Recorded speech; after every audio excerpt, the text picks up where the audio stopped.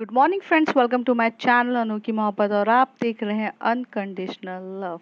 Last part में हमने देखा था जो हमारी कायरा रहती है वो तनु के साथ सो जाती है बेड पर और सामने काउच पर हमारी रिद्धि रिद्धि रहती है। जो रिद्धि रहती है वो पहले तो रश्मि के साथ बहुत सारी बातें करती है, उससे मैसेजेस में टॉक करती है। तो वो उसे मैसेजेस में समझाती है कि यार तुझे जैसा ठीक लगे कर, पर अभी हम कायरा को किसी के बारे में समझा नहीं सकते हैं। अभी उसकी सिचुएशन बहुत ज़्यादा क्रिटिकल है क्योंकि वो छोटी सी बच्ची है जिसने अभी ये सब चीज़ें हैंडल करी है। वो अभी इतने सब कुछ एडजस्ट नहीं कर सकती है। वो जैसा करना चाहती है उसे करने दे, बस उसके साथ हमेशा से खड़ी रहे। रिद्धि माँ को रिद्धि को भी ये सारी बात बहुत अच्छे से समझ में आती है और वो कहती है कि हाँ, मुझे कायरा के साथ हमेशा से खड़ा होना चाहिए। उसी वक्त पे जब थोड़ी देरी सोई हुई रहती है कि 15 या 20 मिनट हुआ रहता है रिद्धि की नींद लगे हुए, तभी जो हमारी कायरा रहती है वो एकदम से नींद से जागती है और जोर जोर से चिल्लाने लगती है। यहाँ पे जो तनु रहती है वो भी बहुत जम के डर जाती है और वो भी उठ जाती है। जो रिद्धि रहती है वो काउच से उठकर एकदम से आती है और हग करती है कायरा को और बोलती है कि सब कुछ ठीक हो जाएगा। तनु भी हाथ पकड़ी हुई रहती है कायरा का और कहती है कि एवरीथिंग विल बी फाइन। अरे कायरा उठ उठ उठ, लेकिन वो नींद में बहुत ज़्यादा चिल्ला रही रहती है, डर रही रहती है। जैसे वो कह रही है कि ये नहीं हो सकता, ये मत होने दो, वो मेरी मम्मी है, वो मेरी मम्मी है, ऐसे कुछ थॉट फॉर्म से वो चिल्ला रही रहती है। अब उसके आगे जब जब वो ऐसे चिल्ला रही रहती है तभी जो रिद्धि रहती है वो उसका हाथ एकदम टाइटली हग करती है और उसको टैप करती है उसके फेस पर और उसे बोलती है कि उठो उठो, पर उठती नहीं है। तभी ये जो रिद्धि रहती है वो तनु को बोलती है कि वहाँ से जो वाटर है वो उसके फेस पे थ्रो करो, तब जाकर ये उठेगी। तो वो वैसे ही करती है, थोड़ा सा वाटर हाथ में लेती है और उसके फेस पे थ्रो करती है तो एकदम से जो कायरा है उठती है और उठ के बोलते है कि क्या हुआ क्या हुआ क्या हुआ। तो कहती है कि तुम डर रही हो, तुम्हें डर क्यों लग रहा है, क्या हुआ है तुम्हारे साथ। अ, तनु एकदम से कहती है। तभी वो कहती है कि मैंने ना बहुत गंदा ड्रीम देखा तनु, मतलब मुझसे ना मेरी मम्मी छीनी जा रही है और मुझे कहा जा रहा है कि मैं उनकी बेटी नहीं हूँ, वगैरह वगैरह। जो रिद्धि रहती है वो सारी बातों को समझ जाती है कि ये एक्सेप्ट नहीं कर पा रही है कि वो उसकी मॉम नहीं है। तभी वो तनु को इशारों से कहती है कि अभी कुछ मत कहना। तो वो उसे हग करते हुए बोलती कि बेबी ऐसा कुछ भी नहीं हुआ है, मैं हूँ यहाँ पर। तो कहती है बेबी आई नो ये सच है कि मेरी मम्मी मेरी रियल मम्मी नहीं है, पर मैं ये डाइजेस्ट नहीं कर पा रही हूँ। मुझे यकीन ही नहीं हो रहा कि मेरी मॉम नहीं है, जिनको मैं बचपन से मॉम मानती थी वो मेरी मॉम है। मुझे नहीं हो रहा है। कायरा इतना रो रही रहती है, रोते हुए कहती है यार मैं कैसे मान लूँ, मैं बहुत स्ट्रांग होने की कोशिश कर रही हूँ। मैं जब से बहुत सोच रही हूँ कि ऐसा कुछ नहीं है, बट मैं नहीं एडजस्ट कर पा रही हूँ रिद्धि। मैं नहीं मान पा रही हूँ, मुझे सोती हूँ तो मुझे डर लग रहा है। मुझे मुझे यकीन नहीं हो रहा है यार कि एक पल में मेरी पूरी जिंदगी उलट पुलट हो गई है। मुझे खुद समझ में नहीं आ रहा है। रिद्धि भी उसकी सारी बातों को काफ़ी अच्छे से समझती है और उसे वो टाइटली हग करते हुए बोलती है बेबी कुछ नहीं हुआ है, आपकी लाइफ कुछ इधर उधर नहीं हुई है। जो आपकी मॉम है वो आपकी मॉम है। तो कहती है बोलना आसान है रिद्धि, बट वो मेरी रियल मॉम नहीं है। तो कहती है रियल और अनरियल की सब तो दिमाग का काम है ना। कल तक जिस जिस दिमाग को आपने नहीं बताया था कि आपकी रियल मॉम नहीं है, तो वो तो यही मानता था ना कि आप अभी आंटी ही आपकी रियल मॉम है। आज अगर रीना के बारे में आपको पता चला तो अब आपके दिमाग में आ जाता है कि वो रियल मॉम है, जबकि ऐसा कुछ नहीं होता है। मैं आपको एक बात सच्चे से समझाती हूँ, पैदा करने से ज़्यादा बड़ा पालने वाला इंसान होता है। पैदा करना तो एक बार की आसान है, 9 महीने आप कोख में रखते हैं, फिर उसे जन्म देते हैं, फिर हो जाता है। लेकिन 18 साल जो आपकी परवरिश करती हैं, 18 साल जो आपको समझाती हैं, हर एक चीज़ के लिए कैपेबल बनाती हैं, वो माँ से बड़ा इस दुनिया में और कौन है। त्याग करती हैं। मैं ये नहीं कहती हूँ कि आपकी रीना मॉम गलत है या सही है, बट आप अगर उनको लेकर बैठोगे तो बात अलग हो जाएगी। एट प्रेजेंट तो आपको सही तरीके से हैंडल तो आपकी मॉम ने किया है ना। हाँ, स्ट्रिक्ट लहजा था उनका, कुछ चीज़ें थी वो उस वजह से कर रही है, पर अपनी पूरी लाइफ आप ही के लिए तो डेडिकेटेड करती है। आपको नहीं लगता? तभी जो रिद्धि रहती है, कायरा जो रहती है, वो ये कहती है कि पर बेबी, वो आप जो बोल रहे हो मैं सब समझ रही हूँ, लेकिन मेरी रियल मॉम कोई और है और वो कोई और है। ये डाइजेस्ट करना आसान नहीं हो रहा है। तभी जो कायरा रहती है ये बोलकर शांत होती है, तो रिद्धि उसे कहती है कि सुनो मेरी जान, डाइजेस्ट करना कोई भी चीज़ आसान नहीं होती है, पर मैंने कहा ना, ये सारा गेम थॉट फॉर्म्स का और दिमाग का होता है। जो चीज़ अगर आपको नहीं पता है तो आप उसे रियल समझते हो, लेकिन जब आपको कुछ चीज़ पता चल जाती है तो आप कंपैरिजन करना स्टार्ट कर देते हो। वही आपके साथ हुआ। जब तक आपको नहीं पता था कि आपकी रियल मॉम क्या है, तो आपके लिए तो पूरी लाइफ, पूरी मॉम तो सिर्फ आंटी थी ना। आज आपको पता चल गया है कि यार मॉम रीना आंटी है, तो आप उनके बारे में सोचने लग गए हो कि ये हुआ, ऐसी चीज़ हुई वगैरह। देखो, आंटी ने जो कुछ भी किया वो सोच समझ के ही किया होगा ना। और आप ना अगर जितना सोचोगे आप अपने अंदर उतने नेगेटिव थॉट्स लेकर आओगे कि ये मेरी मॉम रियल नहीं है, रियल नहीं है, फिर आपके अंदर सिर्फ एक ही चीज़ आ पाएगी कि ये मेरी रियल मॉम नहीं है, तभी कुछ भी हुआ हुआ उन्होंने जानबूझकर किया। अगर मैं सगी बेटी होती तो ऐसा नहीं करती। यही थॉट फॉर्म्स आपको पागल कर रहे हैं, जबकि ये थॉट फॉर्म्स आने ही नहीं चाहिए। आपको तो खुश होना चाहिए कि अगर आपकी रियल मॉम ने आपको हर्ट किया, आपके पापा को हर्ट किया, तो आपको तो खुशी होनी चाहिए कि आपको परवरिश देने वाली आंटी हैं, जिन्होंने आपको कैपेबल बनाया हर एक चीज़ के लिए। सो मुझे ऐसा लगता है कि आपको सोचना बिल्कुल भी नहीं चाहिए। और एक बात मैं आपको अच्छे से समझाती हूँ। कृष्ण जी की माँ कोई और थी और उन्हें पाला किसी और ने था, पर वो कभी ऐसी सिचुएशन में आकर उन्होंने अपनी माँ को गलत समझा। माँ तो उनकी दोनों अलग थी, और उस समय तो जब कृष्ण जी को ये बात पता चली तो वो उनकी तो दोनों माँ जिंदा थी। तब तो वो उनके ऊपर ये चीज़ आ गई थी ना कि मैं इन्हें चुनूँ या उन्हें चुनूँ, पर उन्होंने किसी को नहीं चुना। उनके लिए दोनों माँ एक समान थी। आपके पास तो चॉइस नाम की भी कोई चीज़ है ही नहीं। आपके लिए आपकी मॉम ही है, क्योंकि आपकी जो रियल मॉम है वो अब इस दुनिया में नहीं है। तो आपको इतनी सोच के, इतना डिसअपॉइंटेड होकर कोई मतलब ही नहीं है। आपको शायद मेरी बात थोड़ी कड़वी लगेगी, बुरा लगेगा, आप सोचोगे कि किस तरीके से रिद्धि ये सारी बातों को कह रही है और कितने कैजुअली वे में कह दिया है। But you are very lucky कि अगर आपकी रियल मॉम नहीं है तो आपके पास कोई और मॉम तो है जिसने आपको पाला पोसा और सब कुछ किया है। मुझसे पूछो, मेरे पास तो एक्चुअल में मॉम ही नहीं है। मेरे मॉम के जाने के बाद पापा ने कभी दूसरी शादी नहीं करी, और मेरे पास तो मॉम ही नहीं मिली, पर आपको तो मिली है ना। तो आप ये क्यों सोच रहे हो ऐसे? तभी वहाँ पे तनु जो रहती है वो भी कायरा के सर पे हाथ फेरते हुए कहती है कि रिद्धि मैम जो बोल रही हैं वो सही कह रही है। रिद्धि मैम हर चीज़ के लिए तुम्हें एक्सप्लेन कर रही हैं। यार यू आर वेरी लकी कि एक तरफ मॉम डैड है, तो साथ ही साथ एक प्यारी सी गर्लफ्रेंड है जो तुझे हर एक चीज़ समझा रही है यार। ऐसी सिचुएशन में तो अक्सर लोग अकेले हो जाते, पर तू अकेली नहीं है। और आंटी भी तुझसे बहुत ज़्यादा प्यार करती हैं यार। तो वो कहती है कि हाँ यार मैं जानती हूँ, बट मैं जब सोती हूँ ना तो मेरे दिमाग में ये सब चीज़ें चल रही है यार। मैं मेरे दिमाग पे मेरा कंट्रोल ही नहीं है। जो हमारी रिद्धि रहती है वो कहती है कि आई नो ये चीज़ इतनी डाइजेस्ट करना आसान नहीं है, बट करना तो पड़ेगा ना। आप जब तक जिस चीज़ के बारे में ज़्यादा सोचोगे उतना होगा। कल हम चल रहे हैं, आपको अपने ग्रैंड पेरेंट्स से मिलना चाहिए। आप दोनों ग्रैंड पेरेंट्स से मिलेंगी। पहले आप रीना आंटी के, मतलब जो आपकी जो रियल मॉम है उनके फादर एंड मदर से मिलेंगी और उनके बारे में जानेंगी सब कुछ। और फिर आप अपने ग्रैंड पेरेंट्स, जो आपके करंट ग्रैंड पेरेंट्स हैं, आपकी मम्मी के, अंजना आंटी के, उनको जानेंगी। हाँ, तो कहती है कि अंजना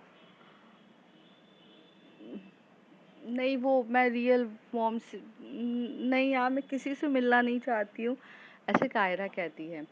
तभी जो रिद्धि रहती है वो हाथ पकड़ के बोलती है, आपके अंदर अब कंपैरिजन हो चुका है। आपको ऐसा लग रहा है कि अगर आपकी रियल मॉम होती, रीना आंटी होती, अंजना आंटी नहीं होती, तो आपको ऐसा लगता कि वो आपको अच्छे से परवरिश देती और हर एक चीज़ होती, शायद जो अभी आपके साथ जो आंटी ने ये सब चीज़ें की है, वो शायद आपके मन में नहीं आती। लेकिन इसलिए आपको दोनों के बारे में जानने के लिए उनके माँ-बाप से मिलना पड़ेगा और फिर आप सोचो ना, आप अभी कुछ भी चीज़ नहीं जानते हो कायरा, कुछ भी चीज़ के लिए अवेयर नहीं हो, आप कुछ भी सोचोगे अभी आपको नेगेटिव ही सोचने को मिलेगा। मैं इसलिए चाहती हूँ कि आप मिलो, जानो और फिर समझो हर एक चीज़ को। कायरा बोलती है कि आप जितना इजी समझ रहे हो उतना इजी नहीं है रिद्धि, आप नहीं समझ रहे हो।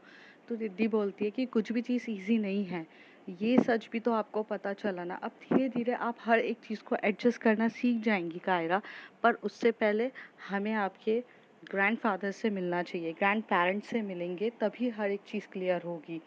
जो आपको धीरे धीरे जो भी इश्यूज हो रहा है वो सब क्लियर होगा। आप मेरी बात मानिए और सो जाइए। जो तनु रहती है वो वहाँ से उठ के बोलती है कि मैम मैं काउच पर सोती हूँ, आप कायरा को हैंडल कर लो। तो इस बार जो रिद्धि रहती है वो तनु को मना नहीं करती, क्योंकि वो सिचुएशन सच्ची में ऐसी रहती है कि उसे समझाना, पल पल उसको हक करके समझाना बहुत ज़्यादा ज़रूरी रहता है। तो इसलिए वो चुपचाप उठती है और वहाँ पर बेड पे सोने के लिए तैयार हो जाती है, और जो तनु रहती है वो उधर चली जाती है, दूसरी तरफ होती है। थोड़ी देर तक तो कायरा बिल्कुल भी एडजस्ट नहीं कर रही रहती है। ऐसा लगता है कि कायरा का ये नेचर आज पहली बार देखा, मतलब इससे पहले पहले तो वो काफ़ी मैच्योर तरीके से बात कर रही थी, काफ़ी ज़्यादा अपनी मॉम के साथ बात कर रही थी, सिचुएशन को हैंडल कर रही थी। हमारी सबके साथ एक चीज़ होती है, हमारा एक होता है कॉन्शियस माइंड होता है और एक होता है हमारा अनकॉन्शियस माइंड। कॉन्शियस माइंड हमारा इतना कैपेबल होता है कि वो हर एक सिचुएशन को हैंडल कर दे, पर जब हम सोते हैं तब हमारा कॉन्शियस माइंड भी रिलैक्स करता है, तब हमारे दिमाग में जो भी चलता है वो हमारा अनकॉन्शियस माइंड चलता है, जिसके बारे में हमें कुछ भी अवेयर नहीं रहते। मतलब वो अपने थॉट फॉर्म्स कुछ भी बनाता है और वो हमारी बॉडी पे रूल करता है। वही चीज़ हो रही रहती है कायरा के साथ। जब उसका अनकॉन्शियस माइंड था, वो जब होश में रह रही थी, दिन भर वो थी, तो वो कंट्रोल हो रहा था। लेकिन जब ये अनकॉन्शियस माइंड तब चलना स्टार्ट हो जाता है जब वो सो रही रहती, तो वो ऐसा लग रहा था कि वो जो उसके दिमाग चल ही नहीं रहा है, और या तो वो सिचुएशन को समझना ही नहीं चाहती है। कभी कभार हम एकदम से रोते हुए रहते हैं, बच्चों की तरह रिएक्ट करते हैं, हमें पता है कि ये जो सामने वाला हमें समझा रहा है वो सही बात है, लेकिन हम समझना ही नहीं चाहते, हम रोने लगते हैं। वही चीज़ कायरा के साथ हो रही थी, सबके साथ ये चीज़ होती है जो कायरा के साथ हो रही थी। जो रिद्धि रहती है वो काफ़ी अच्छे से ये सारी बातों को समझती है और कायरा को बहुत कंसोल करती है और उसे बहुत टाइटली हग करके और उसके फोरहेड पे हाथ फेरते हुए, उसे किस करते हुए सो जाती है। फोरहेड पे किस करते हुए वो उसे सो जाती है और उसे काफ़ी ज़्यादा अच्छे से करती है। वैसे ही दोनों एक दूसरे को हग करते हुए सो जाते हैं और ये रात भी वैसी कट जाती है। जब मॉर्निंग में उठती है तो सबसे पहले रिद्धि उठती है, क्योंकि उसे आदत रहती है जल्दी उठने की, और वो घर में मतलब उसके घर में तो वही हैंडल करती थी मॉम एंड डैड को, सॉरी डैड को पूरे तरीके से। तो वो उठती है, तो जैसे ही वो उठती है तो उठ के सबसे पहले अपने फ़ोन की तरफ देखती है, तो वो करीब 7 बज रहे रहते हैं। तो 7 बजे वो उठती है, तो वो फ़र्स्ट ऑफ़ ऑल उठ के साइड में होती है, कायरा को अच्छे से सुलाती है, वो कायरा को नहीं डिस्टर्ब करती है। उसे लगता है कि कायरा को थोड़ा अच्छे से सोने की ज़रूरत है, तो वो सोने देती है और उठती है और सबसे पहले अपने डैड को फ़ोन लगाती है, क्योंकि डैड उसके लिए सबसे ज़्यादा इम्पोर्टेंट है। डैड को फ़ोन लगाने के बाद डैड से जब बात करती है तो डैड उसे बोलते हैं कि हाँ बेटा मैं उठ गया हूँ, क्या है? तो वो कहती है कि पापा मैं आती हूँ अभी और आपके लिए ब्रेकफास्ट वगैरह बनाती हूँ, फिर चली जाऊँगी। कायरा का घर तो पीछे ही है, तो मैं 10 मिनट में आती हूँ आपको करती। तो कहते बेटा कोई प्रॉब्लम नहीं है, ज़रूरत नहीं है, मैं हैंडल कर लूँगा, तुम कायरा को हैंडल करो और उसको काफ़ी अच्छे से ध्यान रखो उसका। और क्या क्या सोचा है आपने? तो वो कहती है कि पापा मैं सोच रही हूँ कि आज कायरा के ग्रैंड पेरेंट्स से मिलते हैं। जब कायरा के ग्रैंड पेरेंट्स से मिलेंगे तब पता चलेगा कि उसे हक है अपनी मॉम के बारे में जानने का, रीना आंटी के बारे में जानने का, तो वो जाने। और साथ ही साथ मैंने उसे ये भी कहा है कि अंजना आंटी की मॉम एंड डैड से भी मिले, मतलब जो अभी करंट उनकी मॉम है उनसे भी मिले। जो अंजना रहता है वो करंट जो मॉम रहती हैं, मतलब जो जिसको वो मॉम कहते हैं उनका नाम अंजना रहता है, मतलब जो एक्चुअल में अभी मॉम है, स्टेप मॉम कह सकते हैं कायरा की, उनका नाम अंजना रहता है और रियल मदर का नाम रीना रहता है। तो वो कहती है कि अंजना मैम के अंजना आंटी के भी पेरेंट्स से मिलना हमें चाहिए, क्योंकि वो दोनों से मिलेगी, दोनों के थॉट फॉर्म्स को समझेगी तो समझ में आएगा। तभी उसके पापा कहते हैं कि नहीं बेटा, तुम गलत कर रही हो। तो तनु तब ये जो रिद्धि रहती है वो कहती पापा मैं गलत कर रही हूँ मतलब, तो कहते कि नहीं, अभी वो इस स्टेज पे नहीं है कि समझे किसी भी चीज़ को। उसे बस अगर मिलवाना है तो कोई भी एक इंसान से मिलाओ, या तो अंजना आंटी के पेरेंट्स से मिलाओ या तो फिर रीना आंटी के पेरेंट्स से मिलाओ। अभी अगर तुम दोनों के पेरेंट्स से मिलवाओगी तो यहाँ कंपैरिजन होगा, और वो इतनी कैपेबल नहीं है, उसका माइंड अभी बहुत नाजुक है।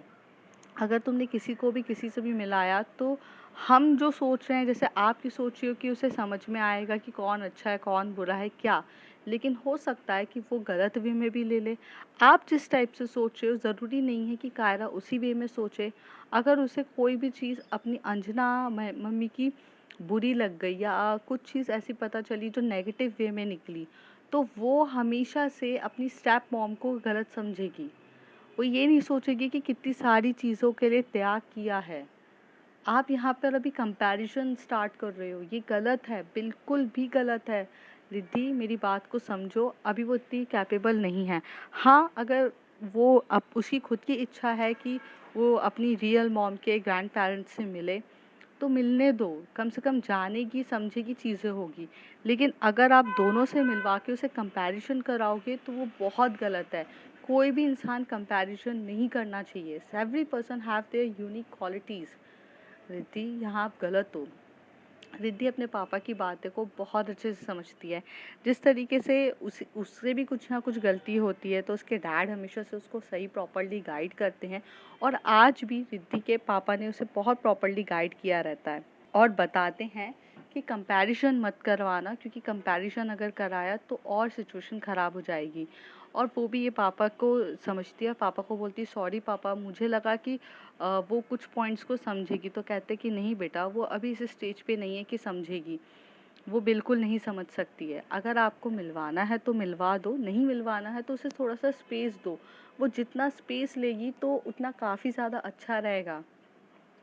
अभी तो फ़िलहाल मुझे ये भी लगता है कि उसको जब ठीक लगेगा वो खुद होकर बोले तो मिलवाओ, आप दोनों को नहीं मिलवाओ। तो ये सोचकर उसके पापा बोलते कि बेटा मेरे को ऑफिस के लिए निकलना है, मैं लेट हो रहा हूँ, और टेंशन ना लो, मैंने चाय और बिस्किट बना लिए, मैं खुद खा लेता हूँ। और जब आप नहीं बनाती थी तो आपके पापा को खाना बनाना आता था। जो रिद्धि रिद्धि को उसके पापा कहते हैं। तभी वो कहती हाँ पापा, बट अब से तो मैं ही बना रही हूँ ना, हो सकता है आप भूल गए हो। तो कहते बेटा, कभी कोई चीज़ अपना हुनर और चीज़ें नहीं भूलता है। आप अभी ध्यान दो कायरा पे, मैं खुद खाना बना लूँगा, मैं ब्रेकफास्ट करके जाऊँगा, डोंट वरी, और ऑफिस से ऑर्डर कर लूँगा, चलेगा? तो कहती है कि हाँ ठीक है पापा।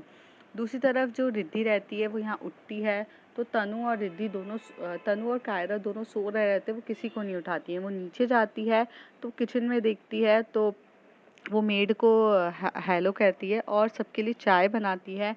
फिर वहाँ पर वो सैंडविचेस बनाती है और पहले लेकर आंटी के पास जाती है।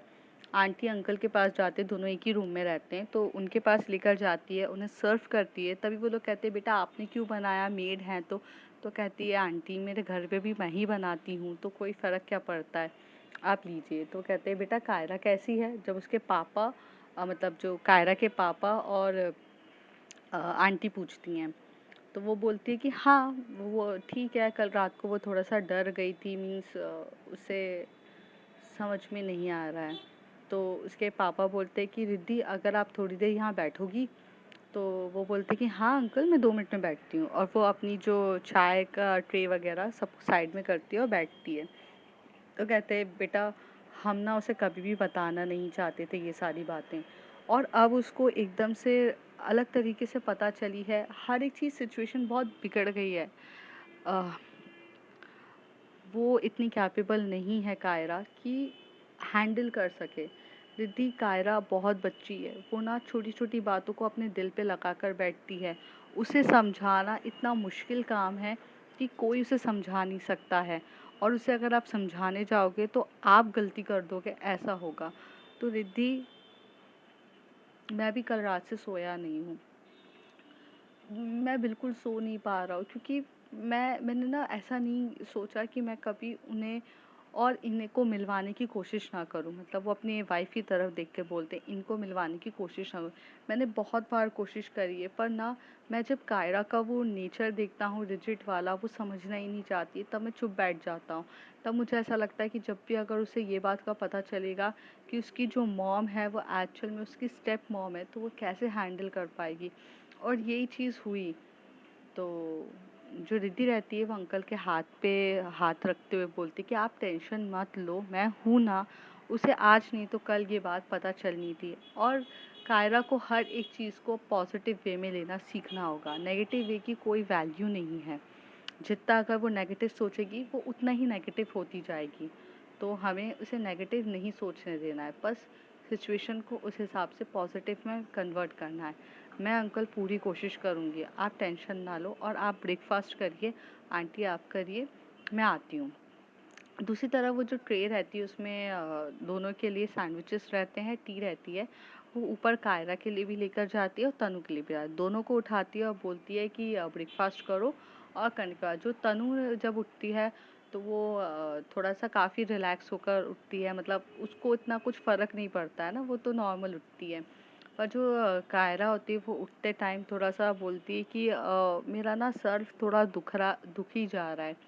तो जो हमारी रिद्धि रहती है वो कहती है कि अरे आप इतना टेंशन क्यों ले रहे हो, कुछ नहीं हुआ है, मैं ज़रा दवाई डिस्पिन की दवाई देती हूँ, आप खा लो। क्योंकि वो बहुत ज़्यादा रोई रहती है और सिचुएशन ऐसा हो जाता है, इस वजह से उसका सर दुख रहा रहता है, जिसके लिए वो कहती है कि पहले आप सैंडविचेस खा लो, फिर मैं आपको दवाई देती हूँ। तो वो दवाई लेती है, सैंडविचेस लेती है, और उसके बाद ना थोड़े टाइम के लिए साइलेंस ही रहता है। तभी जो कायरा है वो कहती है कि हमें आज चलना है ना ग्रैंड पेरेंट्स से मिलने। तो जैसे ही कायरा कहती है तो रिद्धि कहती है कि देखो अगर आपको ठीक लगे तो चलेंगे, वरना आप रुक सकते हो। तो कहती है कि नहीं, मुझे ठीक हूँ, मुझे मिलना है सबसे, मुझे जानना है मेरे मॉम एंड डैड के पेरेंट्स के बारे में। मुझे मुझे मेरी रियल ग्रैंड पेरेंट्स से मिलना है। और उनको तो मम्मी भी नहीं रही, और वो कितने अकेले हो गए होंगे। और रीना, मतलब मेरी मम्मी तो उनकी एक लौती बेटी थी, और मेरे कुछ फ़र्ज़ हैं जो मैंने उनके प्रति नहीं निभाए हैं, और मुझे अब सारे फ़र्ज़ निभाना है, अपने दोनों ग्रैंड पेरेंट्स के प्रति फ़र्ज़ निभाने। जो तनु रहती है और रिद्धि रहती है वो दोनों एक दूसरे को देखते हैं। वो ये वाला रूप तो देख के थोड़ा शॉक्ड होते हैं कि मतलब इतनी समझदारी वाली बात कर रही है।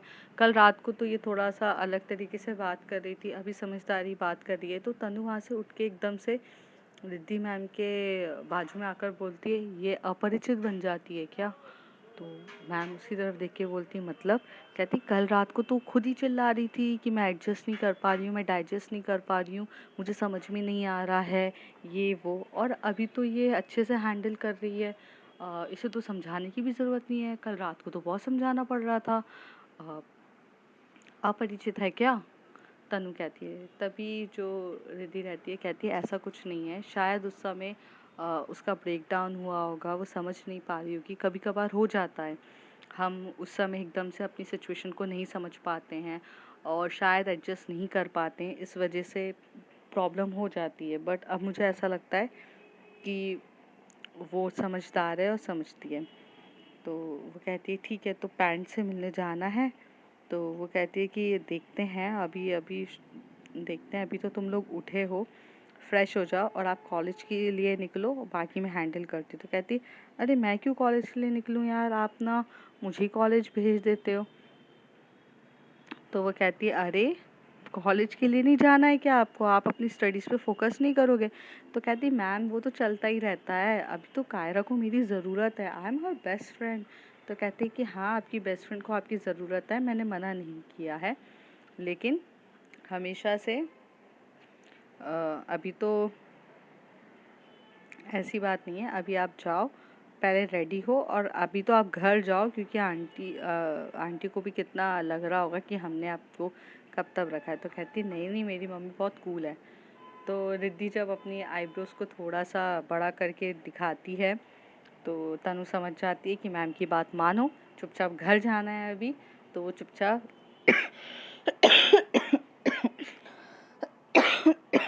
सॉरी रेडी होती है और ब्रेकफास्ट करती है सबसे पहले तो अच्छे से, फिर वो फ्रेश होती है और वो चली जाती है। दूसरी तरफ जो कायरा रहती है वो भी सेम चीज़ करती है, ब्रेकफास्ट करती है, रेडी होती है और जाके अपने मॉम एंड डैड से पहले अच्छे से मिलती है, बात बात करती है और वो बोलती है अपनी रिद्धि से कि हमें जाना होगा। तो वो अपनी मॉम एंड डैड के पास जब जाती है तो वो पूछती है कि पापा मैं कुछ पूछना चाहती हूँ आपसे। तो उसके पापा बोलते हैं हाँ बेटा बोलो ना क्या जानना है। तो कहती रीना मम्मी के पेरेंट्स कहाँ रहते हैं। तो वो कहती है कि बेटा ये क्यों जानना है आपको, उसके पापा कहते हैं। तो कहती है कि पापा जानने का फ़र्ज़ है मेरा, आपने कभी मुझे बताया भी नहीं और कभी मुझे मिलवाया भी नहीं है।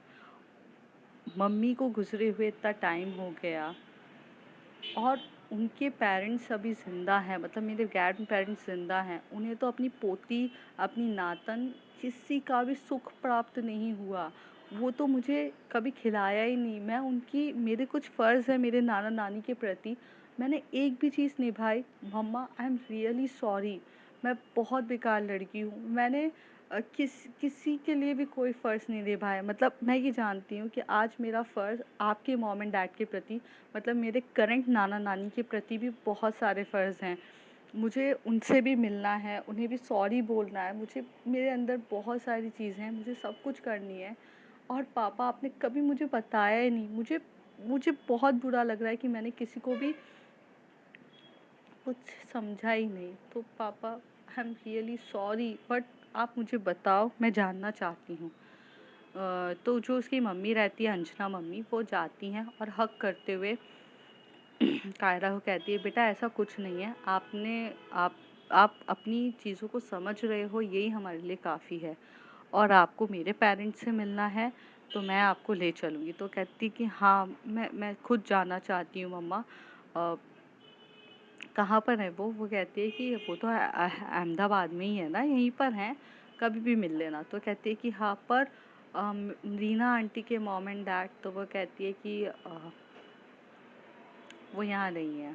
तो कहती है वो कहाँ पर है। तो कहते हैं वो दिल्ली शिफ्ट हो चुके हैं और वो दिल्ली में ही रहते हैं। तो वो अपने पापा की तरफ देख के बोलती है कि पापा आप तो दामाद हो उनके, तो आप अपना फ़र्ज़ को निभाते हो कि नहीं।